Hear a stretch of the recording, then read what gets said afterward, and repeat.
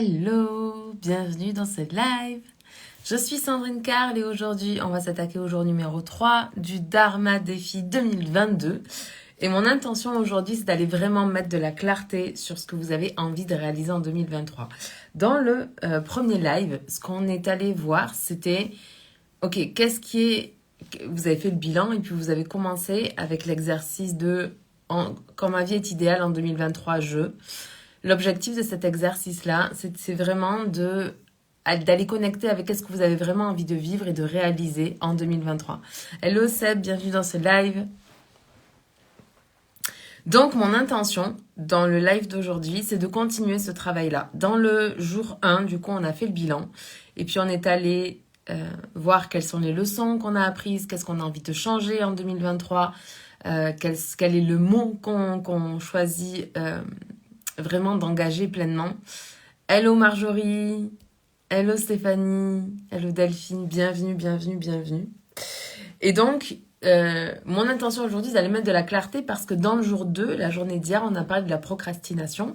Et une des raisons qui font qu'on procrastine ou qu'on temporise les choses qui sont vraiment importantes pour nous, c'est parce qu'on manque de clarté sur nos objectifs. Donc aujourd'hui, on va vraiment rentrer dans le fait de décider et d'arrêter de réagir. Donc, je vais expliquer ce que je viens de dire. Ce qui se passe, c'est que, comme je vous ai dit, on est en pilotage automatique 98% du temps. Nos comportements sont des comportements qui sont inconscients, automatiques et qui viennent répondre à une seule chose, c'est le fait de nous maintenir en vie. Donc, quand il se passe des choses dans notre vie, on réagit aux événements qui se passent dans notre vie, qui arrivent aux circonstances, plutôt que de pro-agir ou d'agir ou de décider ce qu'on a vraiment envie de vivre.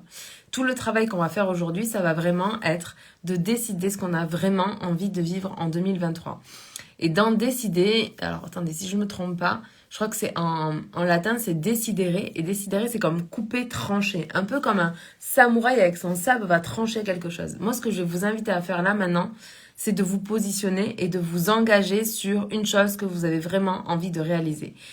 Donc, si vous avez fait les exercices que je vous ai envoyés, les PDF que je vous ai envoyés de la journée 1, dedans, vous avez répondu à en 2023, quand ma vie est idéale, et puis vous avez classé par ordre d'importance pour vous et pas d'importance d'un point de vue mental, genre ah ça serait bien que mon premier objectif ce soit celui-là, mais vraiment que votre premier objectif ce soit celui que vous avez vraiment envie de réaliser.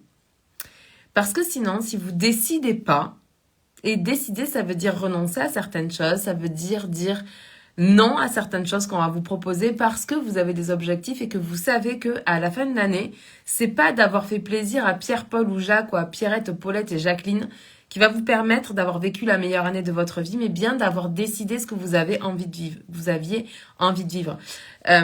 J'ai eu comme un feedback d'une de vous, enfin une personne parmi les personnes qui suivent le Dharma Défi, qui était oui mais Sandrine, je me rends compte que finalement 2022 là j'ai pas fait tellement de choses que ça. Et ma réponse est déjà, vous avez fait beaucoup plus de choses que ce que vous imaginez. Et si vous avez du mal à remplir le tableau, ce que vous pouvez faire, c'est aller au travers de vos photos, au travers des messages qui ont été échangés, d'observer un petit peu tout ce qui s'est passé pour vous au fur et à mesure de l'année. C'est pour ça que je trouve que c'est intéressant de faire des bilans régulièrement. Et demain, on parlera du cycle féminin et de comment l'utiliser notamment dans l'entrepreneuriat. Mais pour les hommes, c'est la même chose. C'est juste que les femmes, ça va être intéressant pour nous de se caler sur notre cycle féminin, de comprendre ses forces, de comprendre à quel moment est-ce qu'on est le plus clair, à quel moment est-ce que c'est le plus facile pour nous d'agir, à quel moment c'est le plus facile de se poser des questions pour se itérer, en fait, se réaligner sur ce qu'on veut vraiment, quels sont les moments qui sont très propices au repos, à la relaxation, à la détente, parce que c'est difficile de maintenir un objectif à long terme, surtout quand on parle d'objectifs sur un an. Un an, c'est long là. Après, moi, ce que je vais vous inviter à faire, ça va être de découper votre année. On fait un travail là, qui est un travail sur une année. Et je vous invite à choisir un objectif. Et c'est volontaire. Honnêtement, vous pouvez choisir entre 1 à 3 gros objectifs pour 2023. Mais minimum, choisissez-en un. Un que vous allez organiser, que vous allez structurer, que vous allez planifier et sur lequel vous allez vraiment vous engager à répéter des actions au quotidien qui vont vous permettre et d'atteindre votre objectif, mais surtout de créer le changement d'identité qui va soutenir les engagements que vous allez prendre pour obtenir votre objectif. Donc, la première chose qu'on va faire, c'est que vous allez choisir l'objectif. Quand vous avez fait l'exercice sur ma vie idéale, vous les avez ensuite classés par ordre de résonance émotionnelle. Le truc qui vous tient le plus à cœur. Et ce truc qui vous tient le plus à cœur, eh ben, c'est celui-là qu'on va choisir comme objectif pour votre année 2023. Et donc, le premier exercice qu'on va faire aujourd'hui, c'est qu'on va aller travailler pour éliminer les excuses. Donc, pour éliminer les excuses, il va falloir déjà se confronter à cet objectif-là. Parce que tant que vous avez un objectif déjà qui n'est pas écrit et qui n'est pas planifié dans le temps, en fait, c'est plus de l'ordre du rêve, du souhait, d'un truc que vous aimeriez qu'il se passe. Le truc, c'est que quand vous dites « Ah, j'aimerais bien qu'il se passe ça en 2023 », mais que vous ne mettez pas en place des actions qui vont permettre au monde de réagir à ce que vous faites, mais du coup, vous restez dans le souhait, vous avez zéro contrôle et vous n'êtes pas en pleine puissance et en plein alignement et vous n'êtes pas en train de vivre votre dharma, vous êtes en train de réagir aux événements qui sont en train de se passer et vos modes de réaction en pilotage automatique, c'est des modes de survie. Et ce ne sont pas vos modes de survie qui vont vous permettre de devenir la personne que vous avez vraiment envie d'être. Et à la fin de 2023, de vous dire « Oh là là, c'était vraiment la meilleure année de ma vie cette année. J'ai tellement transformé ma vie, j'ai tellement grandi, je me suis réalisée, je suis devenue cette personne que j'avais envie. » Un changement d'identité, c'est pas si compliqué que ça. C'est juste que ça prend du temps. Et pour vous le remettre dans un temps, on va dire qu'une pensée, c'est une fraction de seconde. Une émotion, c'est moins de 2 minutes. Un sentiment, ça peut durer de quelques minutes à quelques heures, quelques semaines. Au-delà, on va avoir les comportements. Les comportements, c'est quelques instants. Les actions, c'est quelques minutes, quelques heures. Les comportements, c'est quelques heures, quelques jours, quelques semaines. Et au-delà, vous allez créer des habitudes. Ces habitudes, elles vont soutenir une personnalité. Et la personnalité, petit à petit, va devenir une identité. Donc, pour un changement d'identité, il faut prévoir entre 3 à 6 mois. Ça prend du temps de changer son identité. Mais c'est important de décider qui vous avez envie d'être pour sortir de ce conformisme. Hello Agathe. Salut Maïté, bienvenue dans ce live. Sortir du conformisme, c'est-à-dire que très souvent, on s'identifie, on pense que notre identité, c'est ce que les gens disent à propos de nous, ce que les gens pensent à propos de nous, mais c'est complètement faux. Moi, quand j'étais plus jeune, hello Charlène, bienvenue dans ce live. J'espère que tu vas bien. Ouh là là, il y a du bruit dans mon escalier. Qu'est-ce que je voulais dire? Du coup, ça m'a perturbée. Oui, très souvent, on s'est construit une identité par rapport à ce que les gens ont dit à propos de nous. Merci pour les petits cœurs. À propos de ce que les gens ont dit à propos de nous. Mais ce que les gens ont dit à propos de nous, c'est très souvent de la projection. C'est pas tellement qui on est. Donc la première étape, c'est de décider qui on est véritablement et qui on a envie d'être. C'est aller premièrement enlever toutes ces étiquettes qu'on a mis sur nous, genre t'es comme ceci, t'es comme cela, quand t'avais tel âge, t'as agi de telle manière, du coup on va dire de toi que tu es telle personne ou telle personnalité, ou si un jour tu t'es énervé au volant ou j'en sais rien, on va dire de toi que t'es quelqu'un de colérique. Toutes ces choses-là, ce sont des identités que les gens nous ont collées.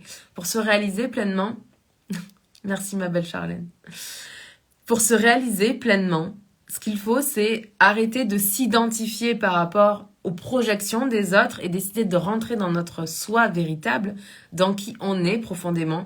Et puis, une fois qu'on a connecté avec qui on est profondément, se diriger vers notre soi exponentiel, qui on a envie d'être, qui on a envie de devenir, comment est-ce qu'on a envie de se réaliser dans ce monde.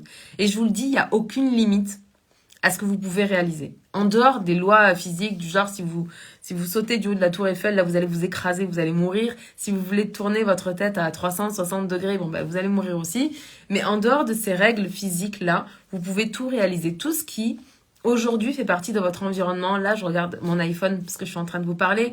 En dessous, j'ai mon Mac. J'ai tout un tas d'objets sur mon bureau. Toutes ces choses-là, au départ, c'était juste une idée dans la tête d'une personne. Elle s'est dit, tiens, ça serait bien de faire une gourde, là je vois ma gourde à côté, de faire une gourde qui soit isotherme et qui tienne bien frais l'été et bien chaud l'hiver. Et bien voilà, quelqu'un a eu l'idée, il a construit le modèle, il l'a proposé, il l'a mis à...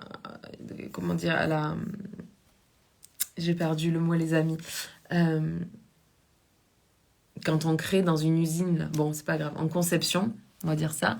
L'objet, le dessin initial est parti en conception et puis il s'est retrouvé dans les rangs des magasins dans lequel la sœur de mon chéri est allée dans ce magasin, a vu cette gourde, s'est dit « Ah, ça serait très bien pour Sandrine et pour Seb, donc je vais leur acheter ça pour Noël. » C'est un peu comme ça que ça se passe. Donc tout ce que vous avez autour de vous, à la base, c'était juste une idée qu'une personne avait dans sa tête. Et des idées, vous en avez plein. Il y a plein de choses que quand vous observez le monde, vous vous dites « Ah, ben ça serait bien de l'améliorer de telle manière. Ah tiens, ça aurait été bien d'avoir ça comme ça. Tiens, j'aimerais bien avoir un local pour recevoir mes clients, mes patients. Peu importe en fait ce que vous avez envie. Mais tout au départ part d'une idée. Ce qui fait la différence entre une personne qui va réaliser son idée et une personne qui va juste rester à l'état d'idée, c'est que la personne qui décide de réaliser l'idée qu'elle a dans la tête, elle va s'engager à le faire. Et quand vous allez vous engager sur un an pour réaliser un chiffre d'affaires, pour créer un nouveau programme, pour sortir de votre zone de confort, lancer un podcast, faire des vidéos sur YouTube, faire un défi live, acheter un bureau, un magasin, une boutique dans laquelle vous allez pouvoir recevoir les personnes chez vous, ce qui va permettre que ça va devenir la réalité et votre réalité, que vous allez finalement pouvoir emménager dans votre local, c'est parce que vous allez vous engager, que vous n'allez, j'essaie de parler trop vite je crois là, et que vous n'allez rien lâcher, ok? Donc, ce qu'on va aller faire aujourd'hui, c'est qu'on va aller décider 20 actions par rapport à l'objectif que vous avez décidé. Imaginons, j'aurais pu le préparer, ça aurait été quand même beaucoup plus simple, mais imaginons que je dise que mon objectif c'est...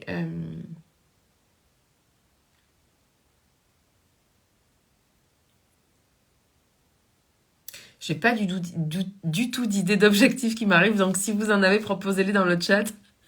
Comme ça, j'utiliserai vos objectifs pour prendre mon exemple. Mais il y a plusieurs choses que je vais vous dire. Premièrement, votre objectif, il peut être global. Vous pouvez par exemple décider que vous avez envie d'avoir un objectif financier pour l'année prochaine. Donc, admettons que vous décidez de faire 100 000 euros sur l'année 2023 dans votre entreprise. Ok ? Le truc, c'est que vous ne pouvez pas vraiment contrôler le fait que vous allez réussir ou pas à faire 100 000 euros de chiffre d'affaires en 2023. Vous allez pouvoir contrôler les actions que vous allez mettre en place. Vous allez pouvoir contrôler vos pensées et vos croyances qui vont faciliter le fait de passer à l'action. Vous allez pouvoir gérer vos émotions, les accueillir, les comprendre et les transformer pour vous permettre de vous réaliser. Mais vous allez avoir besoin plus que jamais de choisir des actions. C'est pour ça que dans la liste que je vais vous faire, j'ai noté quelles sont les 20 actions magiques qui vont me permettre d'atteindre mon objectif. Ce sont des actions. C'est des verbes d'action que vous allez noter là. Donc par exemple, si vous voulez faire 100 000 euros de chiffre d'affaires, peut-être que vous allez dire, ok, donc en 2023, je veux créer 3 accompagnements en fonction des différents niveaux dans lesquels je vais m'impliquer auprès de mes clientes. Donc je vais créer par exemple...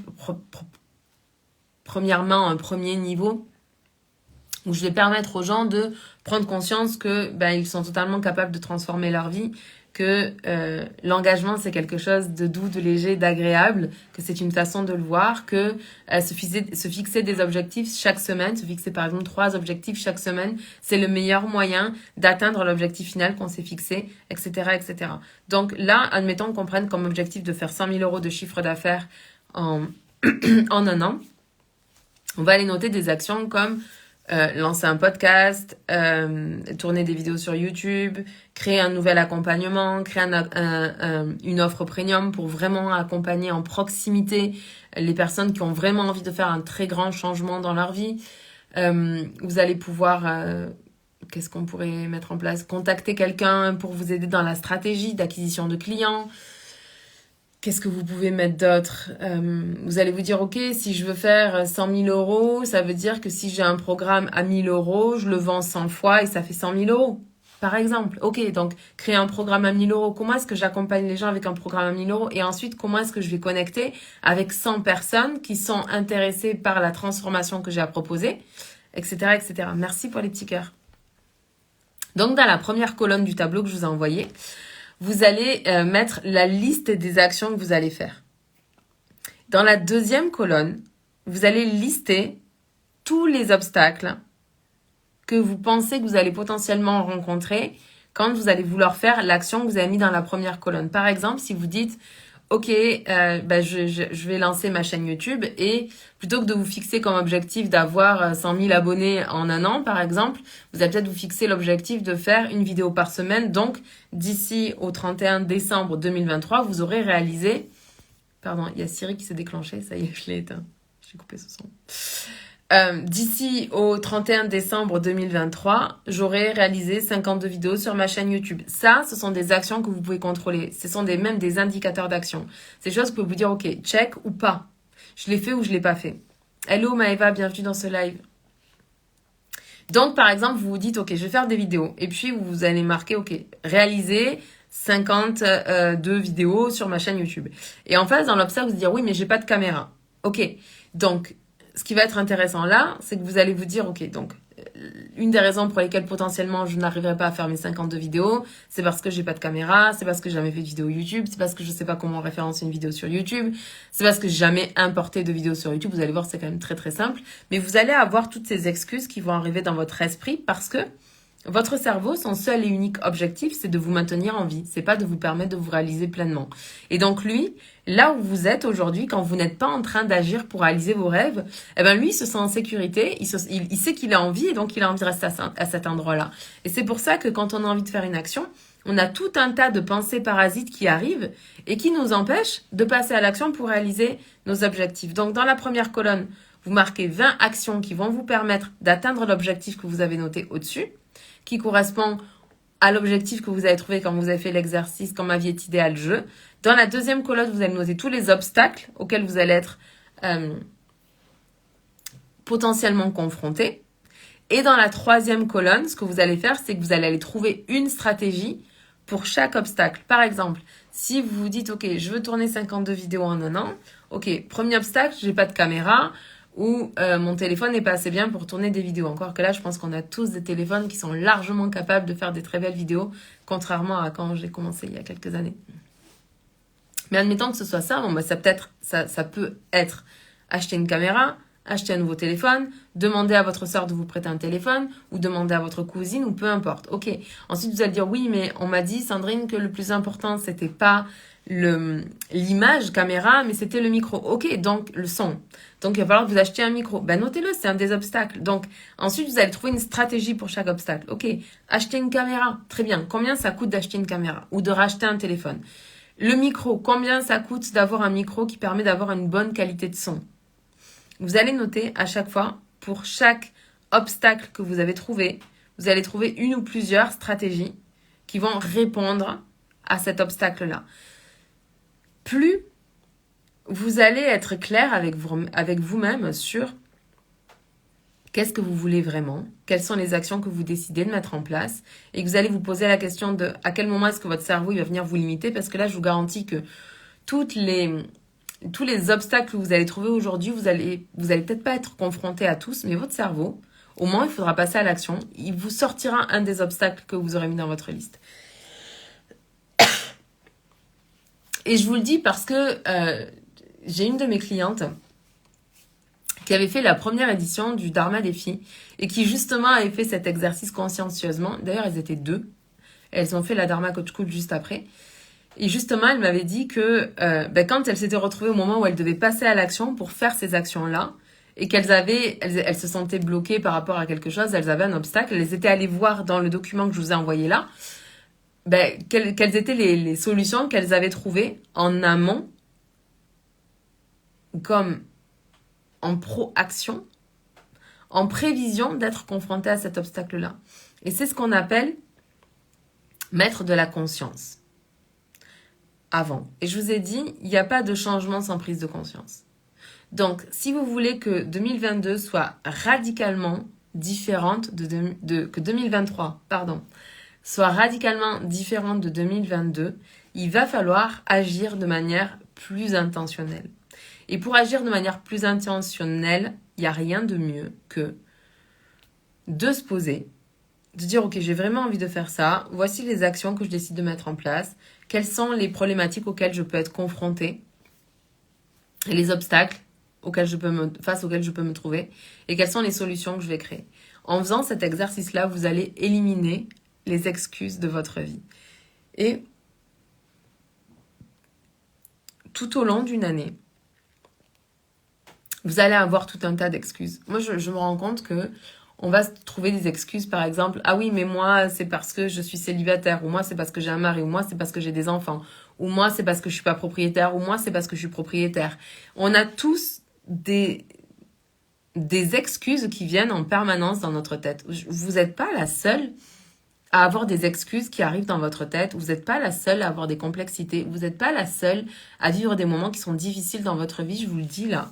2022 a été une année extrêmement challengeante. Honnêtement, on va dire que depuis les 2 dernières années, que ce soit dans notre vie personnelle avec Seb ou pas dans notre couple, mais dans ce qui touche à notre vie personnelle, on a été sacrément challengés. Et 2022, j'ai été énormément challengée aussi. Et ce qui fait que c'est plus facile de traverser les obstacles, de traverser les circonstances qui sont désagréables, négatives, etc. C'est pas que plus on se réalise et moins on est confronté à des épreuves dans notre vie, c'est plus que plus on avance et plus on devient fort dans notre capacité à affronter ce qui se passe dans notre vie. Plus on est capable de prendre du recul en amont sur ce qui peut potentiellement se passer, et plus on est en train de programmer la réussite, notre réussite. Le fait que à la fin de 2023, vous pourrez vous dire, ok, j'ai suivi mon plan d'action. Quand il y avait des obstacles, je les ai confrontés. Je me suis pas laissée dépasser par les événements. J'ai pas laissé les circonstances me dicter ma réaction aux choses. J'ai agi parce que j'avais décidé que en 2023, je serais tel type de personne, que mes habitudes de vie, ça serait ça, que mon objectif principal et prioritaire pour 2023, ça serait celui-là. J'avais fait une liste des actions que j'allais mettre en place. Pour chaque action que j'allais mettre en place, j'ai cherché des obstacles. Et pour chaque obstacle que j'ai trouvé, j'ai cherché des solutions.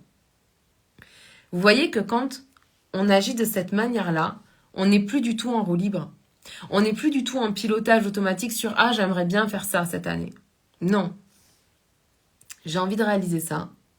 J'ai envie de devenir cette personne. Je décide, je tranche. Je m'engage vis-à-vis de moi-même à me réaliser. Et je deviens intentionnelle sur tout ce qui peut se passer dans ma vie. Ou dans mon année 2023. Et je mets volontairement, consciemment, de la conscience sur ce qui va se passer dans ma vie. Et je décide que les jugements des autres, sur qui je suis, si je suis capable ou pas de faire ces choses-là, les circonstances externes ne pourront jamais m'empêcher de réaliser pleinement ce qui est vraiment important pour moi. Quand hier on a vu la procrastination, je vous ai dit que j'ai complètement perdu mon idée, je suis désolée. Attendez, je reviens. Ça y est, je sais ce que c'est. On a parlé de la procrastination, je vous ai dit que le problème avec la procrastination, c'était pas quand on avait des objectifs qui étaient urgents, des actions qui étaient urgentes à faire parce qu'on finissait toujours par les faire, mais c'est vraiment quand on a des choses qui sont importantes pour nous mais qui sont pas urgentes. Typiquement, créer une entreprise, c'est une action qui est importante mais non urgente. C'est quelque chose qui a énormément de sens, qui va nous permettre de nous développer, de grandir, de vivre un parcours initiatique juste extraordinaire, de réconciliation de soi à soi, d'acceptation de toutes nos parts de lumière, d'ombre, nos parts de manque, tous les endroits dans lesquels on est confiant. On va aller développer nos compétences, on va aller développer nos connaissances, on va aller développer nos talents, on va utiliser nos dons pour se réaliser pleinement. Pardon. Mais ça, c'est pas urgent. Souvent, l'urgence, elle est dictée par le monde externe. Alors que ce qui est important, c'est connecter à notre monde interne. Plus on veut se réaliser dans ce monde, dans la vie, etc., plus on a besoin d'entrer en relation et en connexion avec qui on est profondément. Et ensuite, pour faire émerger cette essence profonde et offrir notre couleur dans ce monde, on a besoin de venir faire des actions.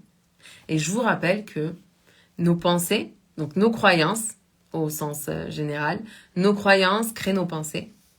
Nos pensées créent les émotions que l'on ressent et les émotions que l'on ressent à l'intérieur de nous, surtout si on ne les écoute pas, sont des facteurs limitants de nos actions. Parce que dans la ligne des actions, on a les actions, les réactions, pilotage automatique, je réagis à ce qui se passe, tout ce qui est pro-action, et tout ce qui est inaction, toutes les fois où je n'agis pas. Quand j'agis, quand je n'agis pas, quand je réagis, quand je pro-agis, chaque fois ça a des conséquences par rapport au résultat que je veux obtenir. Là, ce que vous allez faire, c'est que vous allez vous dire, ok, quel est le résultat que je veux? Le résultat que vous voulez, c'est l'objectif que vous avez noté tout en haut de votre feuille. Donc, ce que je vais vous inviter à faire en deuxième exercice, ça va être de vous dire, ok, le résultat que je veux, c'est l'objectif que je me suis fixé. Les actions que je dois mettre en place, c'est la liste des 20 actions magiques que j'ai notées dans ma première colonne. Donc, la question que vous allez vous poser ensuite, c'est quelle est l'émotion que je peux créer pour moi-même qui va favoriser le fait de faire ces actions-là. Je vais vous donner des exemples.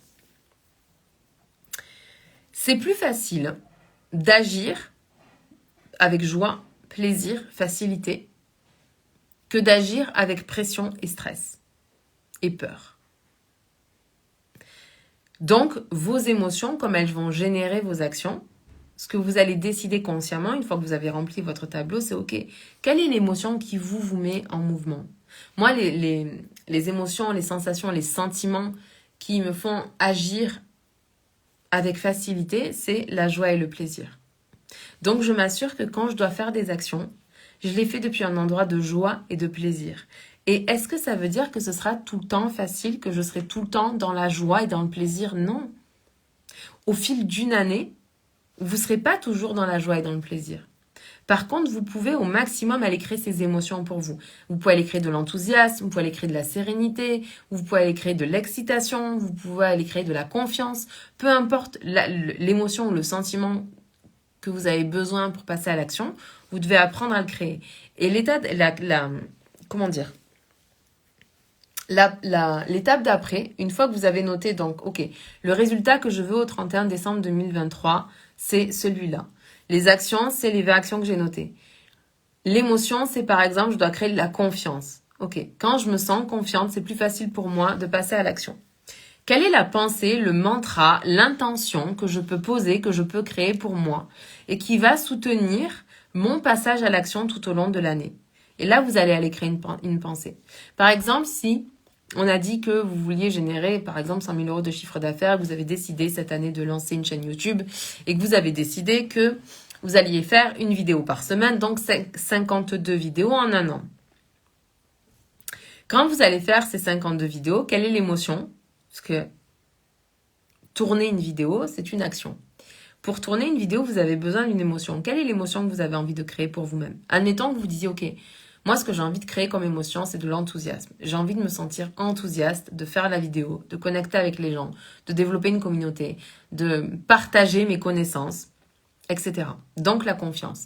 Quelle est l'intention, le mantra ou la pensée ou l'affirmation que je peux créer qui va me faire ressentir de l'enthousiasme? Vous allez peut-être vous dire, ok, j'ai l'intention d'aider 1000 personnes cette année grâce à mes vidéos YouTube. Peut-être que cette pensée chez vous, elle va générer la confiance.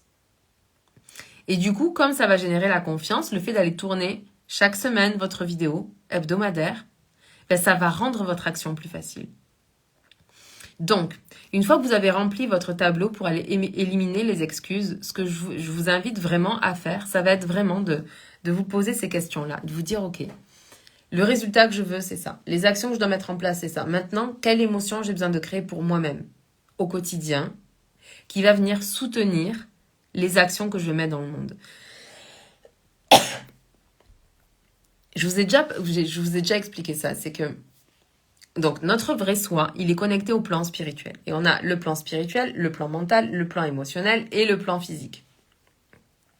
Le plan physique, c'est vos résultats et c'est vos actions. C'est ce que vous faites avec votre corps pour manifester une idée, un projet, un rêve que vous avez dans votre esprit.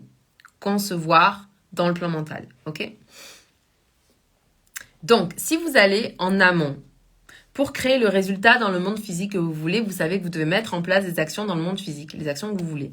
Puis vous allez monter au niveau supérieur. Ok, quelle est l'émotion que je dois créer dans le plan émotionnel? L'enthousiasme, on a dit. Ok, quelle est la pensée, l'affirmation, la croyance, l'intention que je dois poser dans le plan mental qui va faciliter toutes les étapes en dessous et qui va me permettre de me connecter au plan spirituel, c'est-à-dire à mon âme, à mon intuition, au plus haut royaume, selon à ce à quoi vous croyez, pour mettre en place des actions qui soient inspirées et alignées.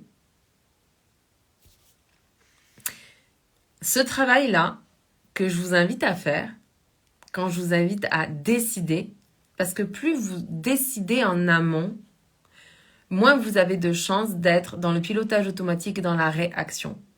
Une fois que vous avez ce tableau-là, vous l'affichez sur votre bureau, ou en face de vous sur un mur, vous le mettez sous un sous-verre ou peu importe, ou vous le mettez dans votre, comment on appelle, dans votre lutin. C'est un entrepreneur qui s'appelle Jérémy Bambini qui fait ça. En fait, il aide ses étudiants à créer un lutin. Et un lutin, c'est en fait son cahier de procédure en tant qu'entrepreneur. Donc, par exemple, vous pouvez avoir ce tableau dans votre lutin. Et le lutin, c'est un espèce de porte-vue. Voilà. C'est un très vieux porte-vue. Bref. Ensuite, une fois que vous avez ça, vous créez l'émotion qui vous permet de passer à l'action et vous créez l'intention ou la pensée. Et cette pensée, vous allez vraiment entrer en connexion avec elle tous les jours. Ça va vous permettre de vous réaligner. Quand vous faites vos savers le matin, ça peut faire partie des affirmations que vous faites tous les matins. Et toutes ces actions-là vont contribuer. En fait, on change notre identité parce qu'on va changer les pensées que l'on a, les croyances que l'on a, les émotions que l'on vit, les actions, les pro-actions que l'on met en place dans ce monde. Et on arrête d'être dans un truc un peu magique comme je médite tous les jours et je demande à mes anges de m'aider à réaliser mes objectifs. Non, on rentre dans le monde concret et réel. On peut avoir cette connexion avec les plans subtils, mais à un moment donné, on a aussi besoin de comprendre que ce qui fait qu'on se réalise pleinement et qu'on contribue pleinement dans ce monde, ce que notre âme, elle est venue faire dans le monde physique, là, c'est pas méditer toute la journée. Notre âme, elle est venue connecter avec d'autres êtres humains parce que c'est au travers de la connexion qu'on s'apporte les uns les autres et qu'on se permet les uns les autres de grandir, d'apprendre, de croître et de se réaliser, d'expérimenter la vie terrestre. C'est de faire des actions dans ce monde pour venir réaliser notre mission de vie. C'est ce que notre âme est venue faire. Donc à un moment donné, on a vraiment besoin d'aller incarner pleinement l'être humain qu'on est avec notre plus haut niveau de conscience dans le plan physique.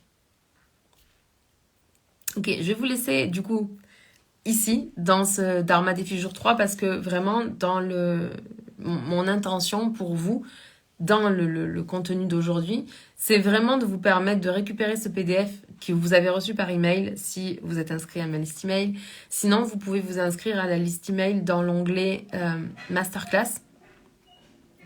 Comme ça, demain, quand j'enverrai l'email pour vous connecter une demi-heure avant qu'on se retrouve, vous aurez aussi le replay d'aujourd'hui et les PDF des 3 derniers jours. Donc voilà, je vais vous laisser là pour aujourd'hui. J'ai été très heureuse d'être avec vous. C'est une semaine qui est difficile pour moi parce que je ne suis pas en pleine énergie, en pleine forme. Mais je suis très heureuse de vous donner quand même le meilleur et le maximum là quand je me connecte avec vous. J'espère sincèrement, de tout mon cœur, de toute mon âme, de toutes mes forces, que ça vous apporte beaucoup de valeur, de contenu. Et je sais en fait, si vous faites les exercices que je vous donne là, je sais que ça va transformer votre vie et votre année 2023. Donc, s'il vous plaît, ne sous-estimez pas la valeur des exercices que je vous donne parce qu'ils sont gratuits, parce que je vous offre ce contenu-là. Mais vraiment, prenez ça très, très au sérieux et faites-le avec beaucoup de conscience et d'engagement vis-à-vis de vous-même. Je vous aime, je vous embrasse, on se parle demain. Ciao.